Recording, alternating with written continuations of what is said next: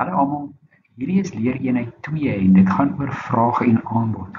Ek wil dit in twee dele opdeel omdat dit nogals aan die lang kant kan raak. Maar kom ons spring in en ons begin en gesels oor hierdie konsepte. So vraag en aanbod is die fokus hierso en natuurlik waar vraag en aanbod ontmoet is daar 'n ewewigsprys en hoeveelheid. Maar eers wil ek praat oor die ekonomiese kringloop. Die kringloop is baie keer 'n makro-onderwerp waar ons fokus meestal nou op die mikro-ekonomie is. So miskien loop ek dinge 'n bietjie vooruit hier, maar die gedagte is dan nou om te sê, hoe word ekonomiese aktiwiteite georganiseer? En die oomblik as mens dit doen, dan sal mens sien dit werk via markte. En as jy van markte praat, dan kan jy maar praat oor vraag, aanbod, die ewewigsprys en hoeveelheid. So wat ons reeds van ekonomie af weet, is ons begin met mense en onbeperkte behoeftes en dit is werklik onbeperk. Ons almal het kos nodig en klere en skuiling, maar ons dink ook 'n strandhuis en 'n luukse voertuig sal nie sleg wees nie.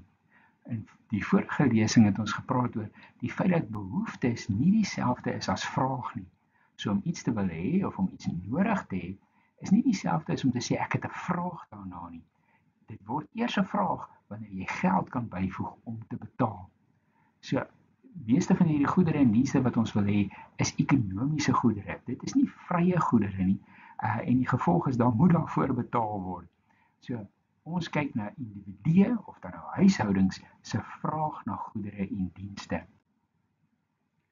Dieselfde huishoudings en selfde individue is ook die eienaars van die produksiefaktore. Ons het aan die vorige lesing mooi gesê, hulle besit kapitaal, arbeid, natuurlike hulpbronne en hulle is die entrepreneurs. En dan word daardie produksiefaktore saam georganiseer onder die vaandel van ondernemings of firmas of besighede, hoe mense dit ook al wil noem, en daar word goedere en dienste dan nou geproduseer en dit is waar die aanbod van goedere en dienste vandaan kom. So as mens dit nou alles saamgooi, dan sit ons aan die linkerkant van hierdie kringloop met huishoudings. Daardie huishoudings besit die produksiefaktore, maar jy verbruik nie jou produksiefaktore nie. Jy kry nie jou maag vol of 'n dak oor jou kop deur die feit dat jy arbeid het of natuurlike hulpbronne het nie. Jy moet dit gaan aanbied op die mark vir produksiefaktore.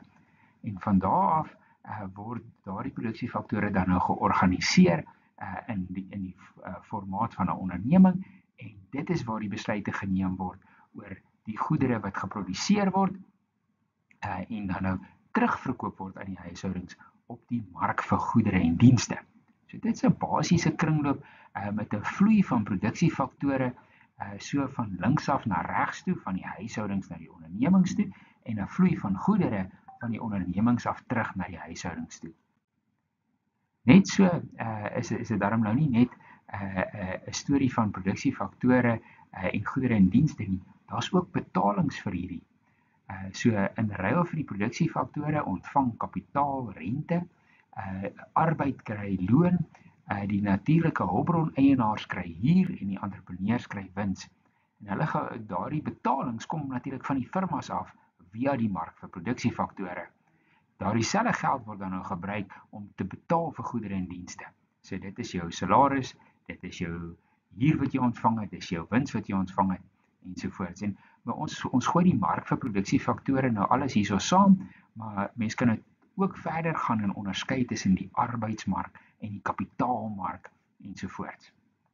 Maar dis nie belangrik vir nou nie. Vir die oomblik wil ons nou net sê markte speel 'n belangrike rol in ons ekonomie en dan nou in die kringloop en daarom wil ons graag meer weet van vraag en aanbod en ons gaan dit toepas dan binne die konteks van hierdie mark vir goedere en dienste.